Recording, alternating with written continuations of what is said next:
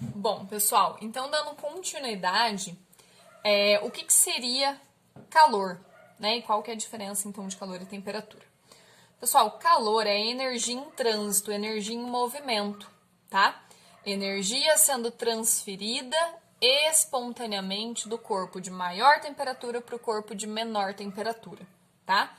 Então, lembra que energia a gente pode transferir ou transformar? Então, a nossa definição de calor é essa energia sendo transferida de um corpo para o outro, beleza? É o processo de transferência, ok? Então, né, para exemplificar aqui, é claro que eu fiz um desenho de uma xícara de café, né? Não seria eu se eu não desse exemplo com café. Pessoal, então vamos pensar o seguinte. Eu vou pegar dois corpos, tá? Café e ar. Vou isolar eles, ou seja, eu estou pegando apenas uma pequena porção de ar. Eu não estou pensando no meu ambiente inteiro, tá bom? Quando eu faço isso, então eu trabalhando com dois corpos, café e ar, coloquei aqui no meu exemplo o meu café a 90 graus Celsius, então ele tem uma temperatura que relaciona uma agitação das moléculas equivalente a 90 graus Celsius e o ar equivalente a 30 graus Celsius. Aí o que acontece? Existe uma diferença de temperatura entre os corpos. Existindo essa diferença de temperatura, ocorre um fluxo de calor, tá? E esse fluxo de calor, ele vai ser espontaneamente do de maior para o de menor temperatura, beleza? Então, o que acontece? O que tem que ficar muito importante, o que tem que ficar muito claro, o que é muito importante de se entender aqui, é que o calor, ele é essa transferência de energia, tá? Então, por este corpo estar com uma maior temperatura, ele tem uma maior energia interna. Então, digamos assim, está sobrando energia nesse corpo. E o ar tem uma menor temperatura, então uma menor energia interna. A gente pode pensar que está faltando energia aqui, beleza? Aí, como existe essa diferença de temperatura, diferença de energia interna entre esses corpos, vai ter uma transferência de energia do café, nesse caso, para o ar. Essa transferência de energia, essa energia sendo transferida de um corpo para o outro, é o que a gente chama de calor, tá? Então, calor é a energia sendo transferida. Ela é a energia que está em processo de transferência. Então, não é a energia nem do café, nem do ar. É a energia em transferência, beleza? Isso tem que ficar muito claro, porque no cotidiano é muito comum a gente falar assim, estou com calor. Isso para física é totalmente errado, porque ao falar eu estou com calor, indicaria que eu possuo, que o meu corpo, né, ele pode conter calor. E não tem como um corpo conter calor, porque o calor é apenas o processo de transferência, é uma energia sendo transferida de um corpo para o outro, né? Não é a energia do corpo, é a energia sendo transferida de um para o outro. Então, eu não posso ter calor, ok? Eu tenho uma elevada temperatura, mas não calor, beleza? Então, tem que tomar bastante cuidado com essas definições para física, porque em um enunciado isso pode confundir, já que a gente usa de maneira fisicamente incorreta no cotidiano, tá bom? Então, o calor é só essa energia sendo transferida de um corpo para o outro, beleza? Eu gosto de pensar nessa ideia de calor como sendo uma transferência bancária, tá?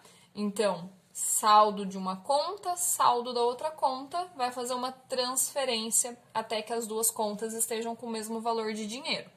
Então, o calor seria o processo de transferir o dinheiro, tá? Então, ele é só o processo, ele não é o dinheiro que existe nessa conta e vai ser transferido para essa, tá? Então, só tomem cuidado com a ideia de calor sendo essa energia em transferência, beleza?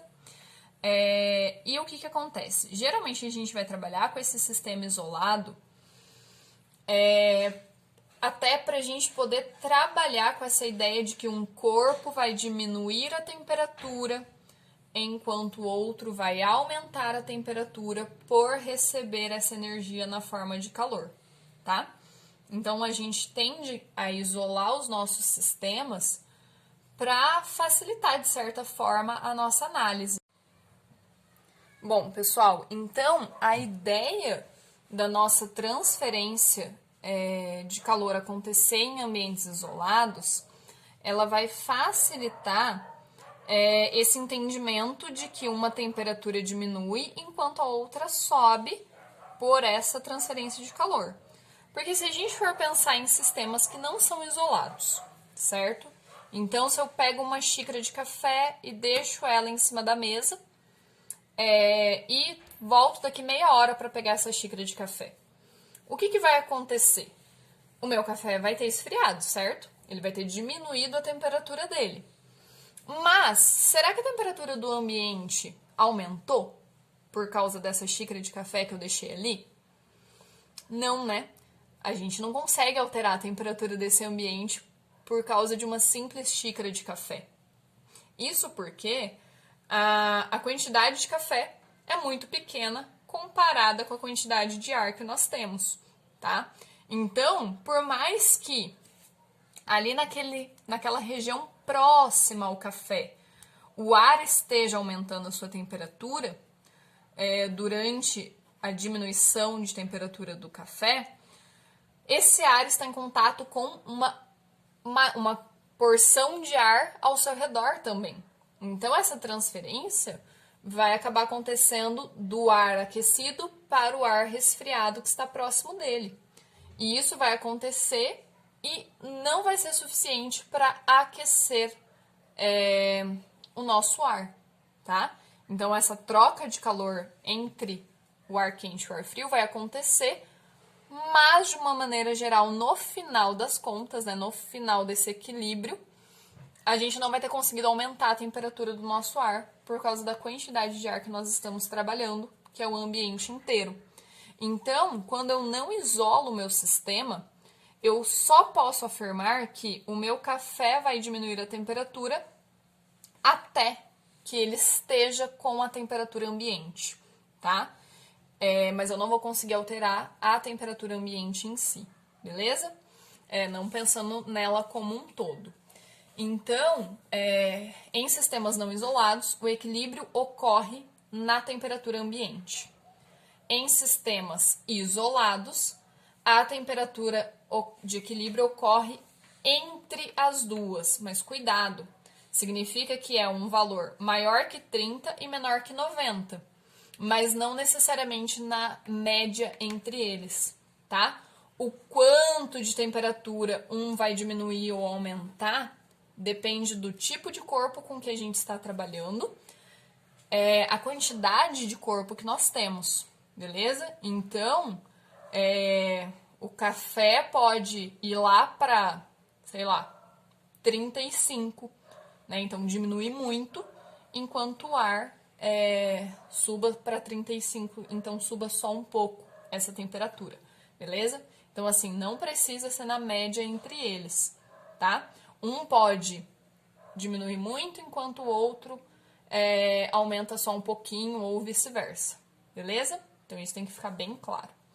Bom, outra coisa que a gente precisa pensar no calor é que a representação dele é pela letra Q maiúsculo, tá? Q maiúsculo porque a gente costuma trabalhar com calor sendo uma quantidade de calor, tá? Então, tenta lembrar aí Q maiúsculo por causa dessa palavrinha que vai vir antes, né? Da quantidade de calor, beleza? Bom, e calor é uma energia sendo transferida, não é? Então, calor é energia. Isso significa que a gente representa calor por joule, ok? Então, tudo que está relacionado à energia, né, seja uma energia ou a sua transformação, a sua transferência, é dado em joule, tá? Se a gente lembrar, o trabalho, ele não é energia, mas ele é um agente transformador de energia e a gente usa joule para representar ele no sistema internacional. Calor é a mesma ideia, tá? Calor é uma energia sendo transferida, então tem uma relação com energia, é dada em joule. Beleza, pessoal? Bom, e eu falei bastante aqui que essa transferência de calor, né, essa transferência de energia térmica vai acontecer até que os corpos estejam em uma mesma temperatura, certo? O termo que a gente usa para indicar mesma temperatura é o equilíbrio térmico, tá? Então, toda vez que a gente fala equilíbrio térmico, significa que os corpos estão na mesma temperatura, beleza? E existe até uma lei, que a gente chama de lei zero da termodinâmica, que afirma isso, tá? E ela diz que se um corpo A estiver em contato, né, ou, aliás, né, se estiver em equilíbrio, ela estiver em um sistema isolado com outros corpos, né, e eu tiver, então, o corpo A em equilíbrio térmico com o corpo B, e o corpo B estiver em equilíbrio térmico com o corpo C, tá? Em um sistema isolado, eu consigo afirmar que nessa situação, C também está em equilíbrio com A, beleza? Ou seja, em um sistema isolado, 3 corpos estarão em equilíbrio, sempre iguais, porque os 3 precisam estar na mesma temperatura para isso configurar um equilíbrio em um sistema isolado. Beleza, pessoal? E o maior exemplo que nós temos do nosso cotidiano de equilíbrio térmico é o termômetro, tá? Por quê? Primeira coisa, a gente precisa esperar um tempo para a gente poder conferir a temperatura que deu ali no termômetro, certo? Por que a gente precisa esperar esse tempo?